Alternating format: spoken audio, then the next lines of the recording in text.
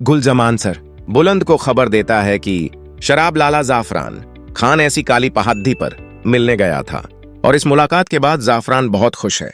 गुलजमान कहता है कि हमें सावधान रहना होगा। उसी वक्त राबिया सिर बुलंद के पास आती है।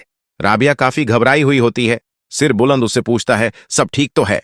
राबिया बताती है कि श्री शराब के बच्चे की मां बनने वाली है।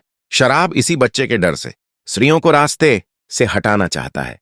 सिर बुलंद को अचानक ख्याल आता है कि श्री ही वह एकमात्र जरिया है जो शराब की हकीकत खोलने में उसकी मदद कर सकता है। सिर बुलंद फौरन शिरीन के पास जाता है और उसे यकीन दिलाता है कि अगर श्री सच बताएगी तो उसे माफ कर दिया जाएगा, वरना सिर बुलंद उसे नहीं छोड़ देगा।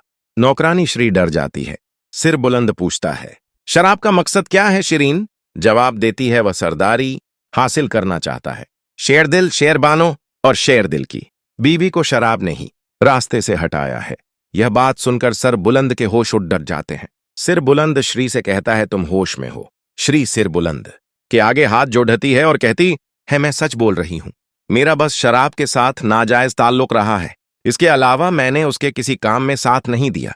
दूसरी तरफ शराब लाला सर बुलंद को अपने रास्ते से हटाने का बंदोबस्त कर चुका होता है, लेकिन सर बुलंद बिना वक्त गंवाए शराब की हकीकत तमाम जिरगे वालों और घर वालों के सामने रख देता है। इस बात का शराब लाला को बिल्कुल इल्म नहीं होता।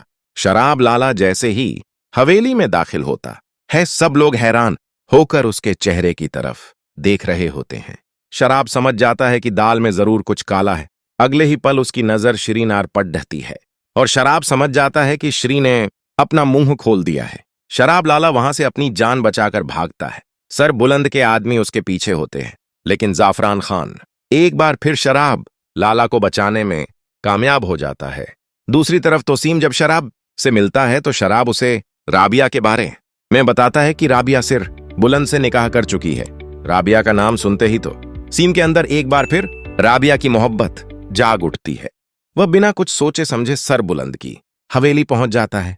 राबिया तो सिम को देखकर डर जाती है और फौरन सर बुलंद के पास जाती है। सर बुलंद तो सिम को हवेली में देखकर गुस्से में जाता है और अपने आदमियों से कहता है कि तोसीम को पकड़ डेच लिया जाए। तो सिम सर बुलंद ऐसे कहता है कि उसने उसके खानदान में से किसी को भी कोई नुकसान नहीं पहुंचा, लेकिन राबिया कहती है यह झूठ बोल रहा है।